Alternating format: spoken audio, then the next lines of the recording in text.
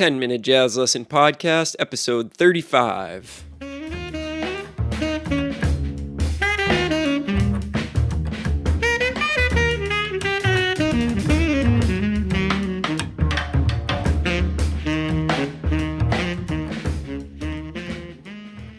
Hey everybody, and welcome back to episode 35 of the 10-Minute Jazz Lesson Podcast. Before we get started today, I wanted to give you a little bit of housekeeping like I always do.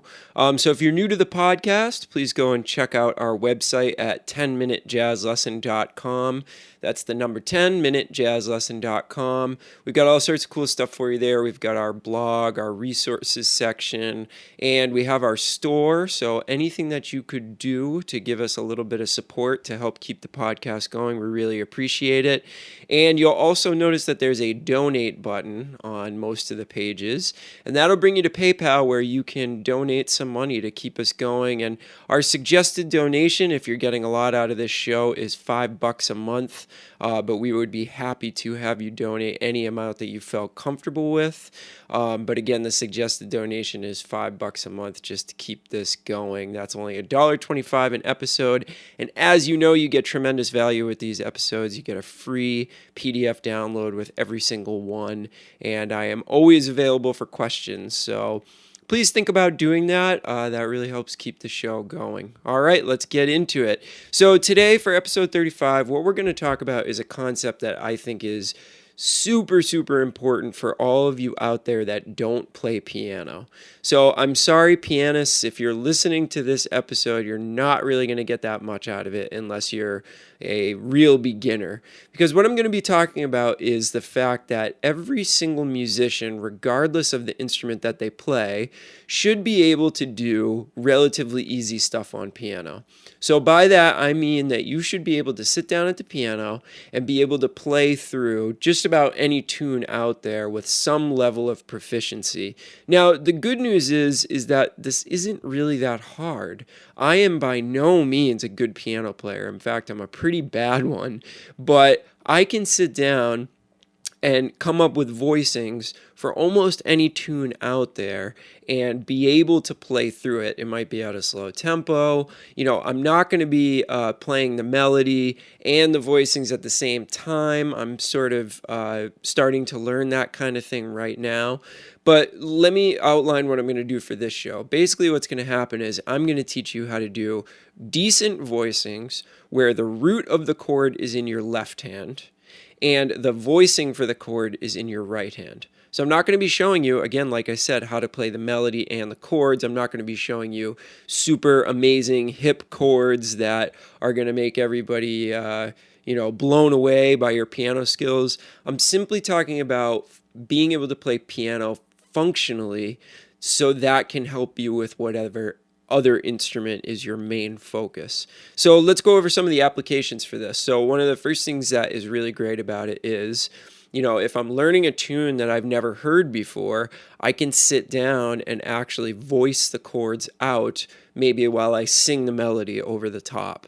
So that gives me an advantage because now I know what the chord progression sounds like rather than going into it cold. Now another advantage comes from when you're a teacher. Now I know a lot of you out there are probably jazz teachers, teaching private lessons, teaching band, whatever it might be.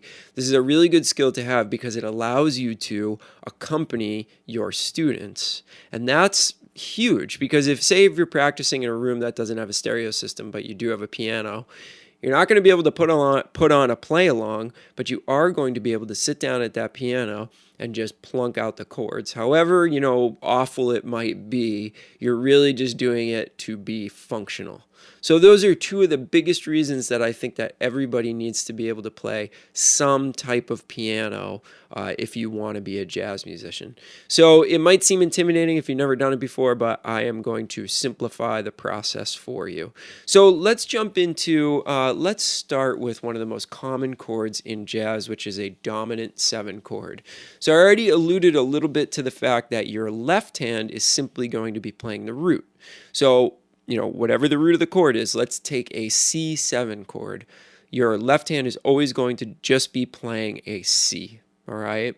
Now, in the right hand, we're going to focus on chord tones. And if you don't know what chord tones are, 1, 3, 5, 7. And in today's lesson, what we're going to be doing is incorporating the ninth into our voicings. So we already know that we have the root taken care of with our left hand, so we don't have to worry about that at all with our right hand. So we're going to simply play with our right hand the third, the fifth, the 7, and the 9. Now, the 9 is really going to give our voicing a little bit of color and not make it sound like that we've never played piano before. If you talk to piano players, I mean, they're all about the extensions, right? So the ninth is an extension of the chord. It's not actually considered a chord tone. It's one of the ones that we add on to the top to give it a more interesting sound. So root in the left hand, which would be C, and then in the right hand, we're going to play E, G, B flat, and D, which are 3, 5, 7, 9. Let me show you what that sounds like.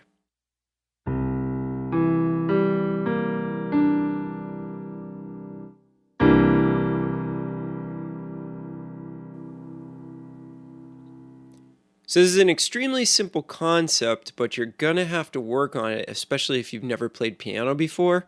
It'll be the physical act of actually landing on the right keys that will give you trouble. But again, I think after listening to this podcast for even a couple of weeks, this is information that I give you all the time. So I'm kind of assuming that the concept of chord tones and extensions are not going to be that much of an issue for you. Now, this might be the most important part of this podcast, so I highly suggest listening up and taking notes to this next part. So that voicing where we go root on the bottom, then we go 3, 5, 7, 9 with the right hand, we call that an open voicing. All right. Now we're going to take those same notes and we're going to put them in a different order. All right. We're going to still play the root with our left hand. We always play the root with our left hand. But now in the right hand, we're going to start with 7 and we're going to go 7, 9, 3, 5. And this will be called a closed voicing. Let me show you what that sounds like.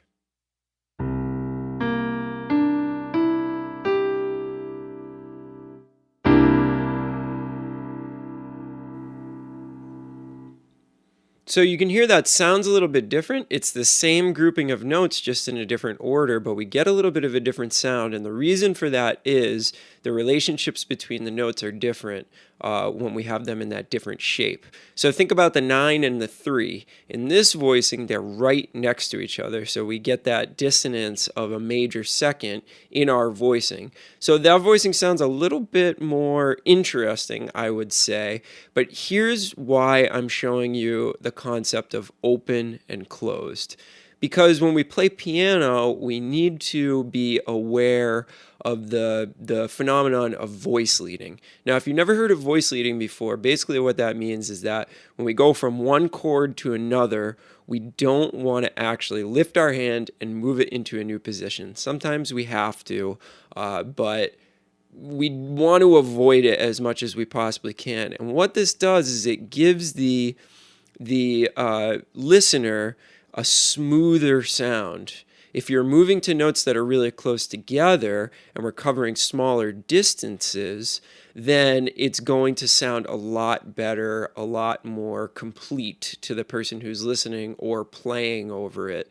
So voice leading is why we want to do the open and closed. Now, let's talk about how we're going to utilize these open and closed voicings to make our piano playing sound a little bit better. So let's start by doing this. If I were to go around the circle of fourths playing all my dominant chords just using open voicings, here's what it would sound like. So this is just open voicings. I'm going around the circle of fourths starting on C. Check out what it sounds like.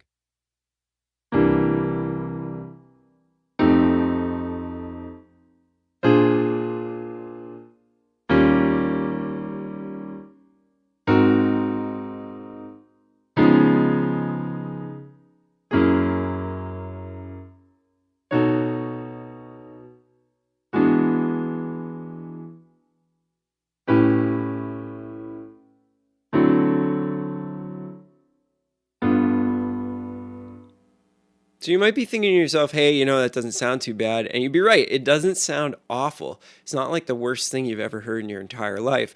But if now what we do is we alternate between open and closed voicings as we go around the circle of fourths, we suddenly get a much, much, much more pleasant sound. And you'll notice if you go all the way around the circle of fourths doing all open voicings, your hand is constantly lifting up and moving to a completely different position. Now you can be almost sure if your hand is doing that between every single chord that you don't have good voice leading. Check out what it sounds like when I start with an open voicing, then I move to a closed voicing on the next chord, and I alternate back and forth between open and closed.